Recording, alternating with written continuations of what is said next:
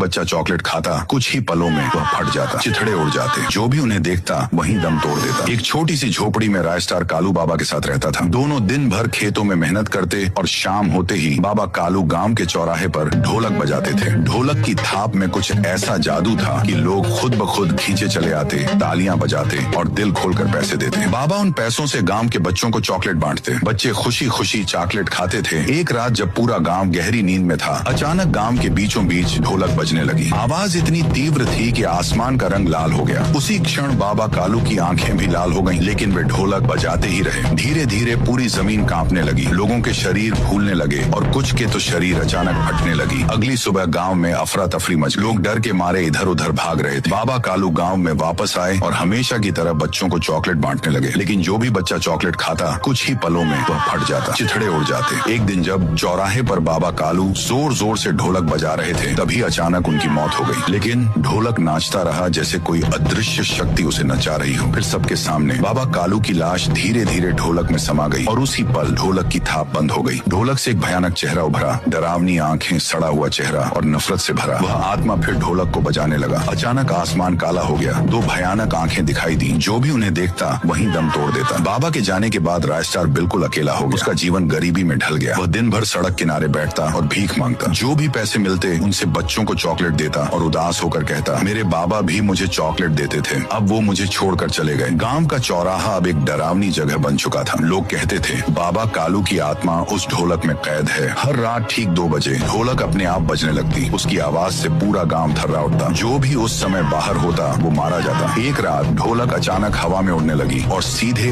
अज्जू भाई के ऊपर गिर पड़ी। अज्जू भाई की चीख निकलने से पहले ही वह ढोलक के अंदर समा गए। उसके बाद ढोलक गांव वालों के पीछे पड़ गया। एक एक करके सबकी जान लेने लगा। डर के मारे लोगों ने खुद को घरों में बंद कर लिया, लेकिन मन में बस एक ही सवाल, अब अगला नंबर किसका है। एक रात राय स्टार खेत से लौट रहा था, तभी उसके सामने वही रहस्यमयी ढोलक आकर रुक गई। इससे पहले कि वह कुछ समझ पाता, कालू बाबा की आत्मा प्रकट हुई। राय स्टार कांपती आवाज में बोला, बाबा ये सब क्या हो रहा है और आपकी मौत कैसे हुई थी। कालू बाबा गंभीर स्वर में बोले, बेटा सालों पहले इस गांव में रणवीर नाम का एक लड़का रहता था। वो ढोलक बजाने में माहिर था। एक दिन जब वो सड़क पर ढोलक बजा रहा था, तभी एक तेज गाड़ी ने उसे कुचल दिया। रणवीर की वही मौत हो गई, लेकिन ढोलक नाचता रहा और उसकी आत्मा उस ढोलक में समा गई। मैंने उस ढोलक को बिना सोचे समझे घर ले आया। हर रात 2 बजे उससे एक आवाज आती थी, कोई तो मुझे बाहर निकालो। एक दिन जब मैंने उसे बजाया, रणवीर की आत्मा बाहर आई और मेरे शरीर में समा गई। उस दिन से मैं वो नहीं रहा जो पहले था। बाबा की आंखें बदल गईं। अचानक उनका चेहरा रणवीर की आत्मा में बदल गया और वह हवा में विलीन हो गए। राय स्टार कुछ समझ पाता उससे पहले ढोलक उसके सिर के ऊपर घूमने लगी।